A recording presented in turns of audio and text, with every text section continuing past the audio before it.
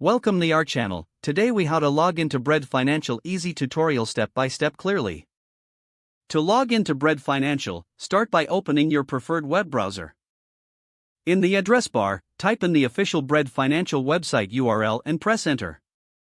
Once the website loads, look for the login button, typically located at the top right corner of the page. Click on the login button to proceed to the login page. You will see fields for your credentials. Enter your registered email address in the first field.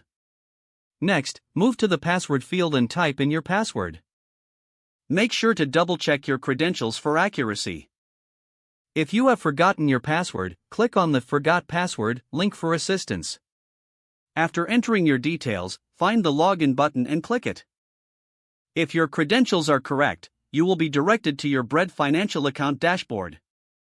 In case of any login issues, review your email and password, or contact customer support for help.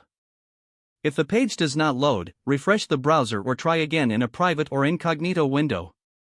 Make sure you are using the correct email address, then retype it carefully to avoid small typos. If your password is not accepted, use the reset option and create a new strong password you can remember. Check your spam folder for verification or security emails, then complete any requested confirmation steps. Enable two-factor authentication if available to improve account security and reduce unauthorized access risk.